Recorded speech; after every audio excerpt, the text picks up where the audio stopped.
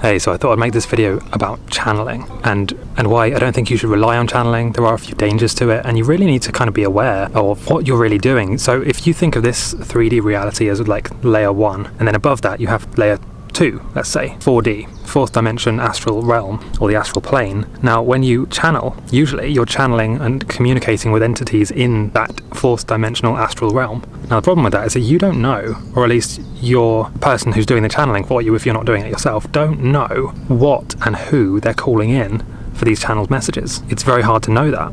And you're dealing with fourth dimensional or astral beings. They're pretty powerful. I mean, this is real stuff. So when you bring them in to try and get channeled messages or communicate with them, unless you really know what you're doing, they can hijack that, they can manipulate, they can bring in messages that won't be for your highest good and ultimately will confuse or even harm you. So my opinion is you don't really need to be doing that. Like the channeling stuff, the tarot cards and all of that stuff, that's not really true spirituality. That's still looking for an external savior.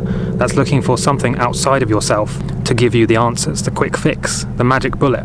And don't get me wrong, it's very tempting and alluring to do a channeled message or do a tarot reading and read your destiny, or so that you know what's going to happen next, or what they think is going to happen next. It's very tempting, it's very attractive.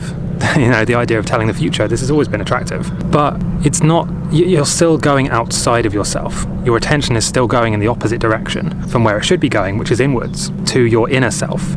And there's a lot of talk about the higher self, and I think a better way of saying that is the inner self, the inner consciousness and awareness and spark of God that is within all of us, is what they're trying to stop you getting in touch with. So that's why there's such a focus on the concept of there being like a savior outside of you, whether it's a politician, an influencer, a religious figure, a channeled message, a higher intelligence, a being, an extraterrestrial, or anything in between. The focus is still on something outside of yourself, and that's the whole game. That's literally the whole game, is to get you to look anywhere but within yourself. And so with channeled messages, it's even a bit worse than that, because the messages themselves can be hijacked and negative. So you can be following advice, essentially. You can be following advice that might actually make things worse for you, or more confusing, or more difficult and stressful.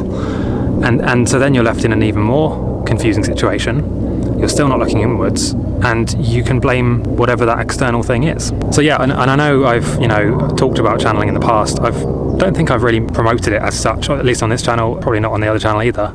For that reason is I've always had a bit of a weird feeling about it, simply because you don't know what you're channeling or why they are coming in and giving you those messages. And so that's the best case, is that you channel something. And so the worst case is you find a channeler who can't channel.